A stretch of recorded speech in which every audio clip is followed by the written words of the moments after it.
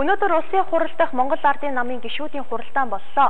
Уг хурлаанаар улсын хурлын даргыг сонгосон үйл ажиллагаа болон сонгуулийн маргаантай асуудлын талаар хэлэлцсэн байна.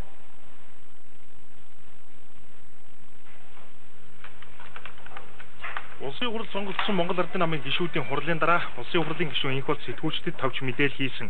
За тэрээр мэдээллийнхээ эхэнд юун төрөнд Монгол Ардын намын тухайд төрийн ажлыг гацаах удаах ямар ч сонирхол байхгүй гэдгийг тодтогоод бүхэл бүтэн 3 бүлгийн хэмжээний гишүүнтэй Монгол Ардын нам улсын хурлд бүлэгтэй байх нь зүй ёсны асуудал гэдгийг хэллээ.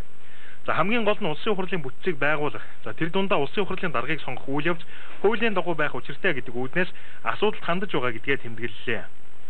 Илүү асуудлыг хуулийн дагуу өгнөөс нь явахгүй болохгүй гэсэн байр суурьнаас хандаж ирсэн. Ийм ч учраас бид нар өөрийн үед арчсан намтай бус намтай ярьж байгаа зүйл бол Сехурлийн үйл ажиллагаанаас нь хуулийн дагуу явуулах ёстой.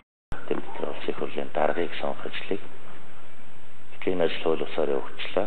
Хуулийн хоёр тодорхой заалт зөрчигдсөн. Батбар шулгын хуралдааныг насаар хамгийн ахмад гишүүн удирдах явуулах ёстой. Гэтэл тэмдэглэлийг лавгарт хурал зарласан байхад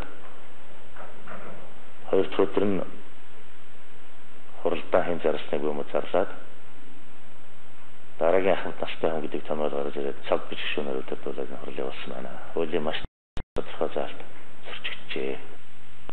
За мөн Монгол Ардын намын тухай зөвшөлтсөл гэдэг зүгээр нэг сураг дуулгаж бичиг хүргэснээр орхидог асуудал биш. За хуульчийн тухай тодорхой заалт бий. За тэгээд цөөнх болсон Монгол Ардын намын ард тус намыг дэмжсэн сонгосон иргэд сонгогч ард түмний эрх шиг байгаа гэдгийг санууллаа.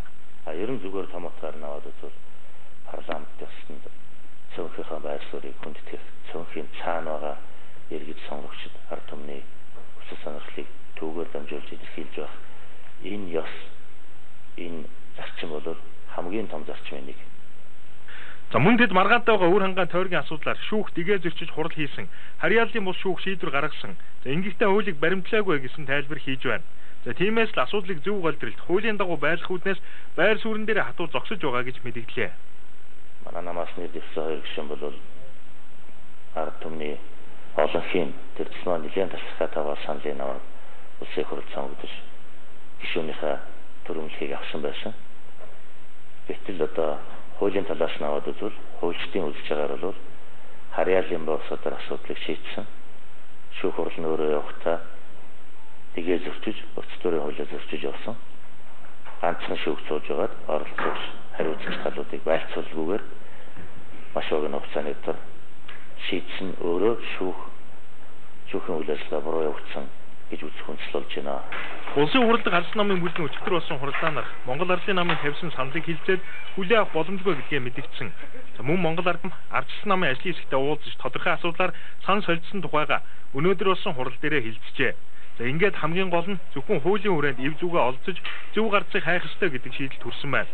За улсын хурал дахь намын бүлгүүдийн байр суурийн энэхүү зөрүүнээс болж улсын хурлын бүтэц болсон байнгын ороодыг хизээ байгуулж дуусгах, шинэ засгийн газрыг хизээ чухам бүрдүүлж ажилд нь оруулах вэ гэдэг асуудал одоогоор тодорхойгүй байна.